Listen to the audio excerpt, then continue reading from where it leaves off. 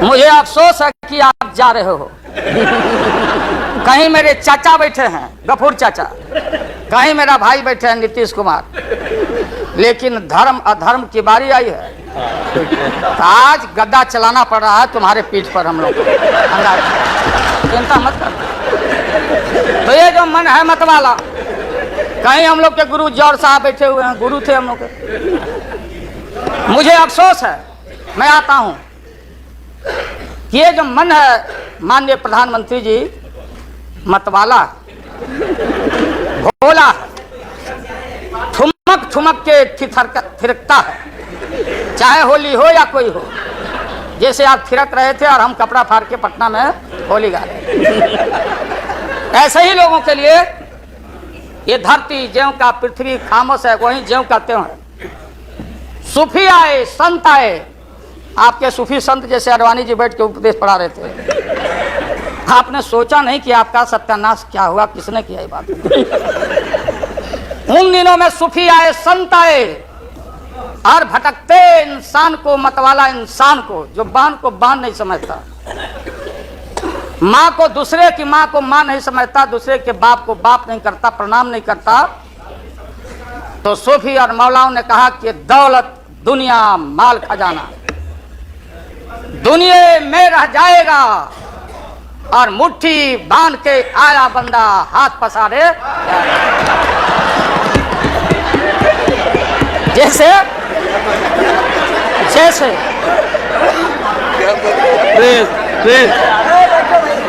सन 77 में महोदय हम लोगों को दिल्ली समझ में आया नहीं। दिल्ली में हम लोग जब आए, राज नारायण जी, जौहर साहब, चौधरी चरण सिंह जी, हम लोग उसी परिवार के लोग हैं महोदय, चाहे मुलायम सिंह जी हो और कोई हो, या नीतीश जी उधर जो चले गए हैं। हमारे मुंह में सीधे 32 दांत है, उनके पेट में नीतीश के दांत है जो वहां चले गए। पेट में दांत, पेट वाला दांत बड़ा खतरनाक होता है। तो महोदय मैं सन 77 को याद दिलाना चाहता हूं, हम तो आपसे लड़ाई शुरू से लड़ रहे हैं, ये नई बात नहीं, किसी कारण से नहीं। जनता पार्टी का खंड खंड हुआ, कोई यहां गिरा, कोई वहां गिरा, कोई वहां गिरा। बंगलोर में हम लोग जुटे, नाम का सारा झगड़ा, ये सब बात। लेकिन सन 77 के सत्ता को हम लोगों ने लात मारा था। क्यों मारा? हम सत्ता के भूखे नहीं हैं।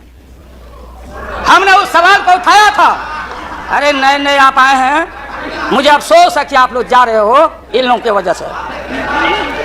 सन 77 में दोहरी सदस्यता का सवाल उठाया गया था मजबूती से हम लोग के द्वारा कि अगर आरएसएस में रहना है।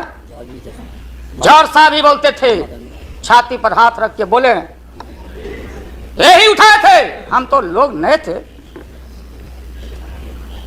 हम लोगों ने कहा था या तो आरएसएस में रहिए या तो जनता पार्टी में रहिए, दोहरी सदस्यता नहीं चलेगा इस मुल्क में।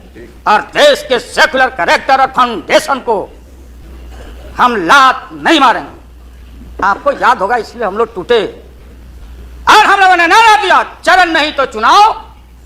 और हम लोग चुनाव में गए। हमारी लड़ाई आपसे, आपने कहा अब बताइए, हिंदू हिंदू हिंदू हिंदू हिंदुत्व हिंदुत्व हिंदुत्व कौन विरोध करता? तो हम लोग के पुरोहित ये अडवाणी जी कैसे हो सकते हैं? ये हमारे पंडित कैसे हो सकते हैं? हम पंडित से पूजा कराते हैं। हमारी माँ बहन गांव गए सारे लोग, ये ठेका आपने कैसे ले लिया?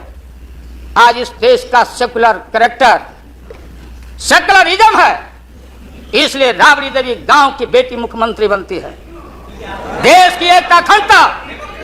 जब भारी नाक पर पानी आया तो हमने कहा मीडिया के लोगों को, महोदय, लोगों ने पूछा कि क्या करोगे?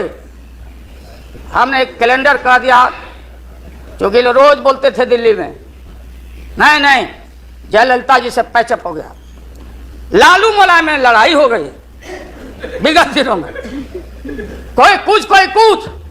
अब हम जो है सो कि पहले बोल देते थे, इस बार हम लोगों ने साइंटिफिक तरीका से काम किया है, समझ लीजिए। क्योंकि साइंस और टेक्नोलॉजी का युग है। आप डंटा पहना छोड़ के अग्नि में प्रवेश कर गए हैं, आप पोखरन में। तो हम लोग भी अब साइंटिफिक तरीका का इस्तेमाल किया। आप पूछ रहे क्या रूप होगा, क्या रंग होगा? इसमें रंग अजूबा होगा, इस रंग का कोई जवाब आपके पास नहीं होगा। आप जाइए। अभी भी मेरा सुझाव है, हालांकि सुझाव देने का हकदार आपके उम्र के आदमी के लिए हम नहीं जोग समझते, लेकिन आपने कहा था माननीय प्रधानमंत्री जी, पूरे देश के कांग्रेस के लोगों को विन ओवर करने के लिए, संपैथी लेने के लिए, कि नेहरू जी ने कहा था कि अटल एक दिन तुम देश का प्रधानमंत्री बनेगा। आपने कहा था, ये लिखा हुआ है रिकॉर्ड में, आपने कहा था। तो आप एक बार नहीं, आप 2 बार हो गए। नेहरू जी तो एक बार बोले, आप हो गए 2 बार। आप तो जान छोड़िए मुल्क का।